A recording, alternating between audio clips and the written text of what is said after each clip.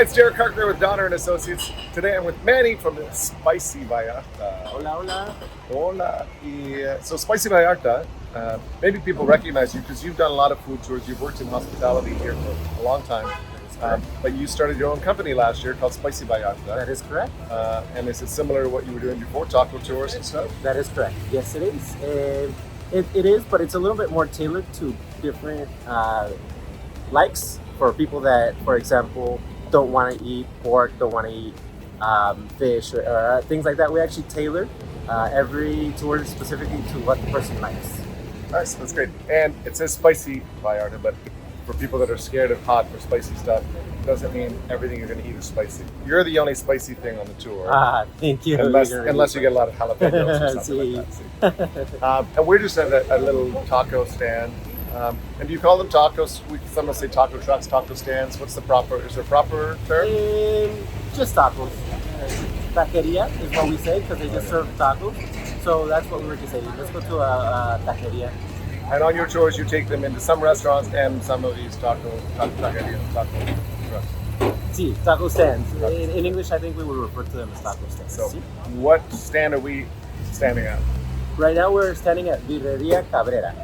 It's a family-owned little stand that's been doing it for over 45 years between the father and the son.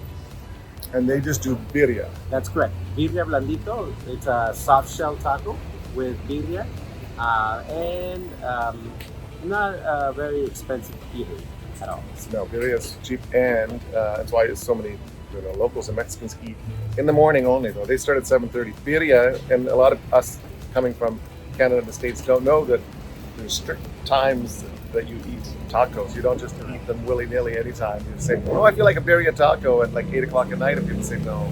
Yeah, that is correct. That's correct. There's different times that you eat different types of tacos. Birria, of course, it's becoming a very big trend for a lot of people to have birria and want to dip it. And so it's a trendy kind of taco, but to be honest with you, we've been eating it for so long.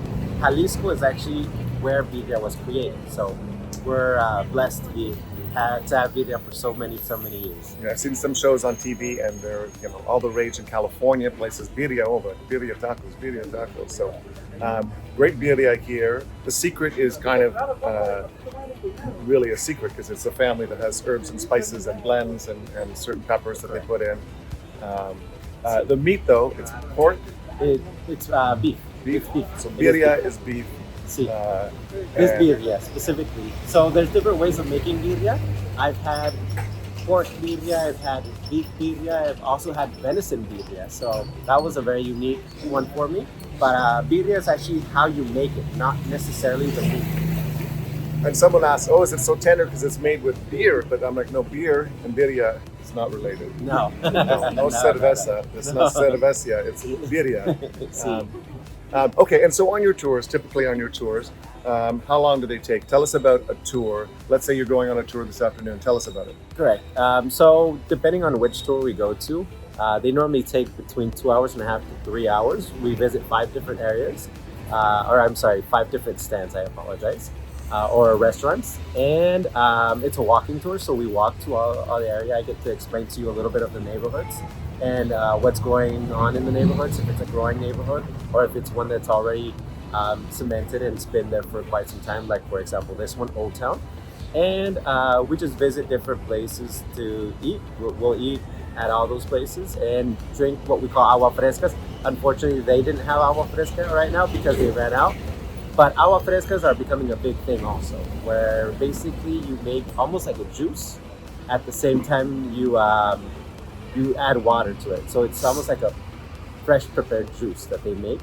And we'll try different agua frescas too, and learn a little bit about the culture, learn how we like to eat our tacos, our different gastronomy.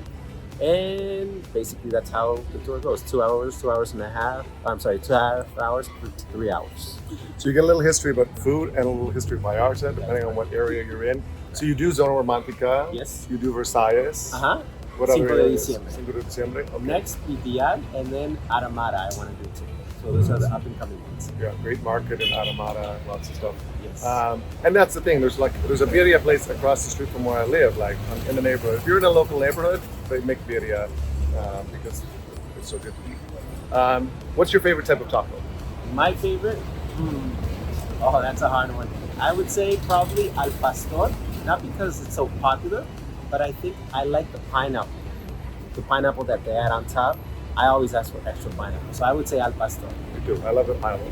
It's not pastor if you don't have pineapple. If they don't have pineapple left, I say no, Sí. gracias. And if it's not too dry, it needs to be moist. Yes, I agree. I also have a morning one too. My favorite morning one, machaca. Machaca. I love machaca with eggs, based on eggs. And that's a dry beef. Yes, that's correct. Depending on the region you go to, everybody makes their own machaca. So hopefully I get to show you a machaca that I really like in this area. A few minutes later. So this is what we call the machaca taco. It's basically shredded beef and also mixed with egg, onion, and the chile poblano. Depending on what region you go to, everybody makes it differently. So there are places that do dry the beef beforehand. There's some that make it moist. And in this case, it's a moist one. And I have with it also salsas. This salsa, which is primarily the reason why I tried to call this Spicy Vallarta, or I named the company Spicy Vallarta, because I wanted to show people the sauces that we use to make it spicy. Not necessarily is this spicy, because poblano is spicy, but this is a jalapeno sauce. And this one here is made with what we call the red tail pepper, or chile de árbol.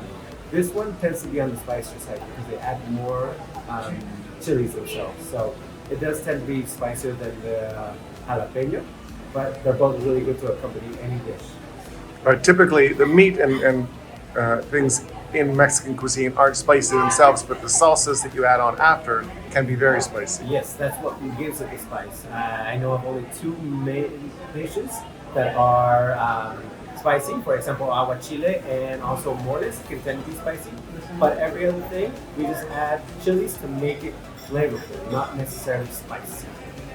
Nice. Okay, so if you're looking for a taco tour or food tour, reach out to Manny at Spicy Vallarta. I'll put all his website information and all his contact information here.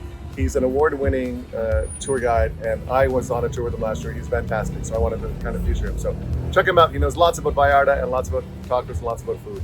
Sí, please. Gracias. Sí, gracias.